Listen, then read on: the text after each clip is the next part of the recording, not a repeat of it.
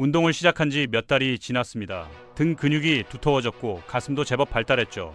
이두근도 퍼핑하면 꽤 괜찮아 보입니다. 그런데 정작 옷을 입으면 어떨까요? 마치 헬스장에 한 번도 발을 들여놓은 적 없는 사람처럼 보이는 경우가 있죠. 바로 팔뚝 때문입니다. 어떻게 하면 이 문제를 해결할 수 있는지 알아보겠습니다.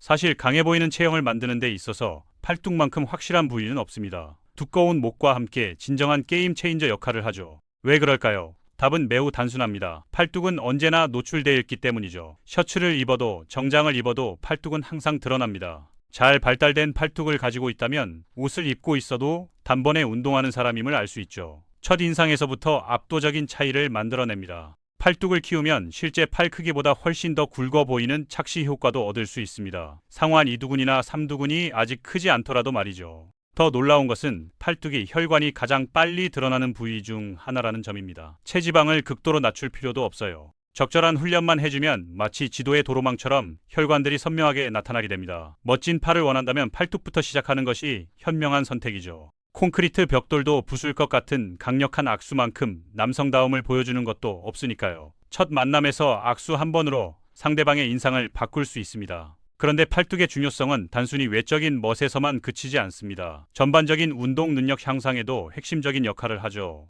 운동 중에 이런 경험 해보신 적 있으실까요? 등 운동을 열심히 하는데 갑자기 소나기 힘이 풀려서 바벨이 미끄러지기 시작하는 상황 말입니다. 이렇게 되면 등 근육에 충분한 자극을 주지 못하고 운동이 중단됩니다. 목표했던 세트를 완성하지 못해서 결국 성장도 더뎌지게 되죠. 팔뚝은 단순히 보여주기용 근육이 아닙니다. 여러분이 들어올리는 중량과 목표 근육 사이를 연결하는 다리 역할을 하죠. 아무리 강력한 등 근육을 가지고 있어도 그립력이 먼저 포기하면 제대로 된 자극을 주기도 전에 운동이 끝나버립니다. 강한 팔뚝은 곧 강한 그립력을 의미하고 이는 더 나은 운동 성과로 이어지죠. 더 무거운 중량을 들 수 있고 더 많은 반복수를 소화할 수 있습니다. 풀업이나 데드리프트, 각종 로잉 동작 등 당기는 모든 운동이 팔뚝이 뒷받침해 줄 때 비로소 제대로 수행할 수 있게 됩니다. 마지막으로 많은 운동인들을 괴롭히는 팔꿈치 통증 문제도 있습니다. 이두 운동이나 벤치프레스를 할 때 느끼는 그 찌릿한 아픔 말이죠. 피로감 때문이라고 생각하기 쉽지만 대부분은 팔뚝 근육의 불균형 때문입니다. 손목을 구부리는 근육과 펴는 근육 사이의 밸런스가 깨지면 문제가 생깁니다. 그 부담이 고스란히 팔꿈치로 전가되죠. 그래서 테니스 엘보우나 골퍼스 엘보우 같은 멋진 이름들이 생겨난 거예요.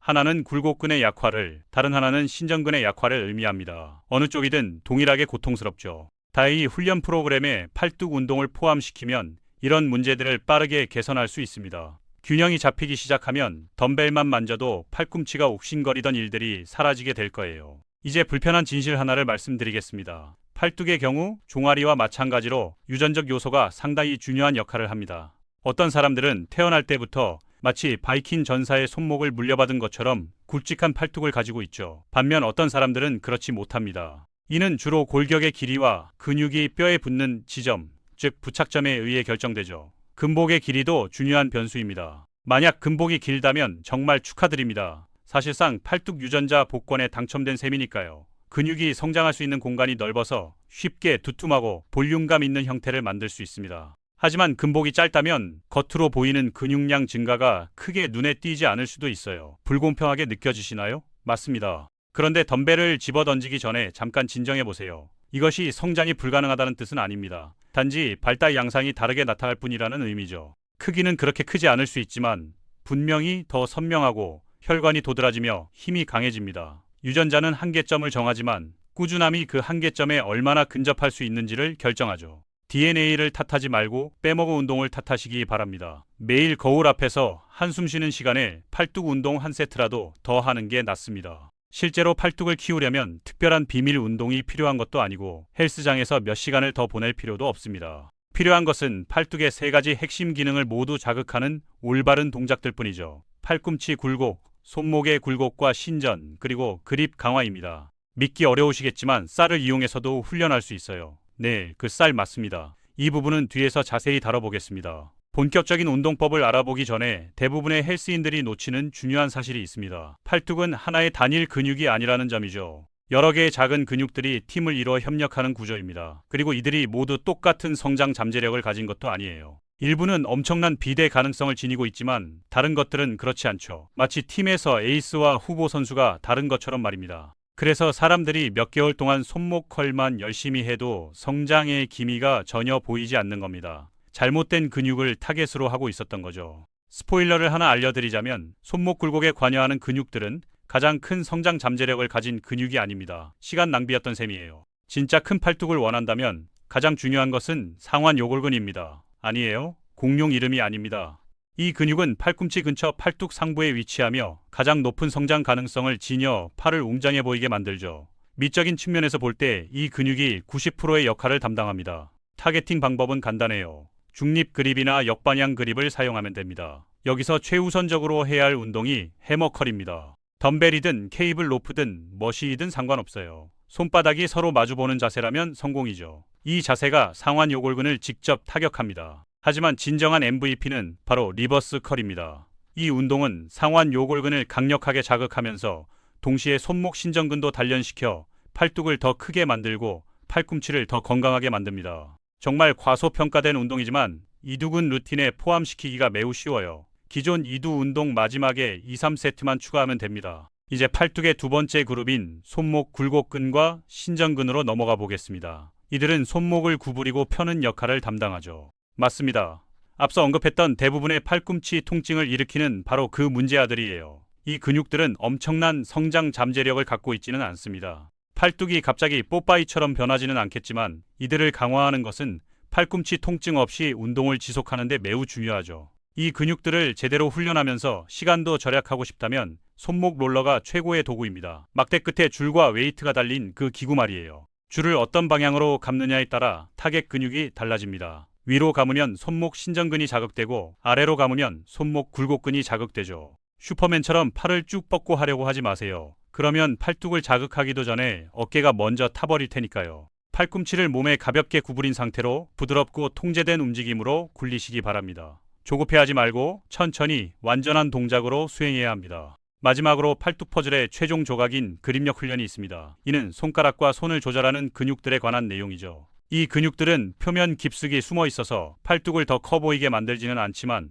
분명히 더 강하게 만들어줄 것입니다. 강한 그립력은 더 강한 리프팅을 의미하고 더 강한 리프팅은 전체적으로 더 많은 근성장을 의미하죠. 모든 것이 연결되어 있습니다. 그립력을 훈련하는 가장 간단한 방법은 클래식한 그리퍼를 사용하는 것입니다. 장난감 같아 보이지만 지옥의 화염처럼 타오르는 작은 스프링 장착 핸드 크러셔죠. 어디서든 사용할 수 있다는 장점이 있어요. 세트 사이사이에 사무실 책상에서 화장실에서도 가능합니다. 심지어 지금 이 영상을 보면서도 할 수 있죠. 팔과 두뇌가 동시에 발달하는 셈입니다. 저는 이를 이득 최적화라고 부릅니다. 팻 그립을 사용해서 기존 운동들을 업그레이드 할 수도 있어요. 기본적으로 바벨이나 덤벨에 씌우는 두툼한 고무 슬리브입니다. 한번 장착하면 바가 굵어져서 잡기가 더 어려워지고 갑자기 모든 반복이 자동으로 그립 운동이 되죠. 저렴하고 효과적이며 시간이 부족할 때 완벽한 솔루션입니다. 다만 과도하게 사용하지 않도록 주의해야 해요. 이두근이나 등 운동이 온전히 팔뚝 운동으로만 바뀌는 것을 방지해야 하니까요.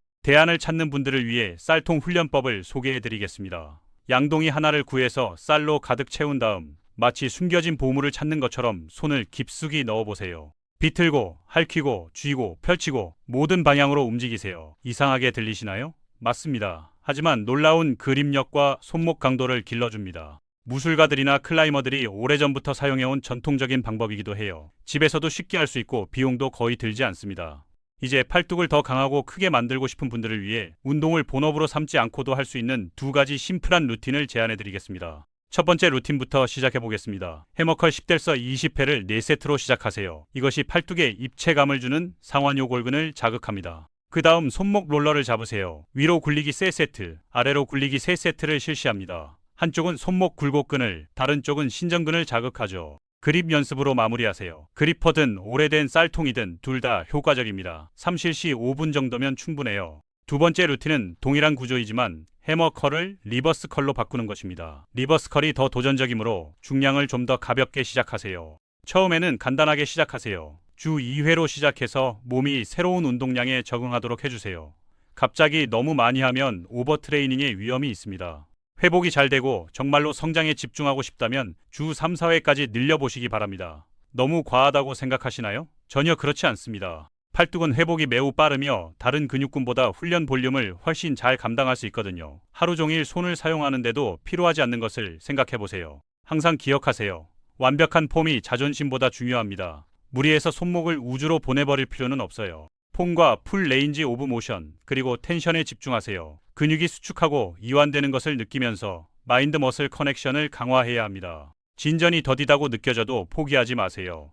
팔뚝은 눈에 띄는 변화가 나타나기까지 시간이 걸리는 부위입니다. 하지만 꾸준히 이렇게 하다 보면 소매를 걷어올릴 때마다 팔뚝이 시선을 사로잡게 될 것입니다. 그때가 되면 옷을 입고 있어도 운동하는 사람임을 누구나 알아볼 수 있을 거예요. 마지막으로 한 가지 더 조언을 드리자면 팔뚝 운동을 할 때는 워밍업을 충분히 하세요. 손목은 예상보다 부상에 취약한 관절입니다. 가벼운 손목 돌리기나 스트레칭으로 관절을 풀어준 다음 운동을 시작하면 부상 위험을 크게 줄일 수 있습니다. 안전이 최우선입니다. 운동 후에도 간단한 스트레칭으로 마무리하는 것을 잊지 마세요. 팔뚝 근육이 경직되면 일상생활에서도 불편함을 느낄 수 있거든요. 지금부터라도 늦지 않았습니다. 오늘 당장 첫 번째 팔뚝 운동을 시작해보세요. 몇 달 후에 자신이 지금의 선택에 감사할 날이 올 것입니다.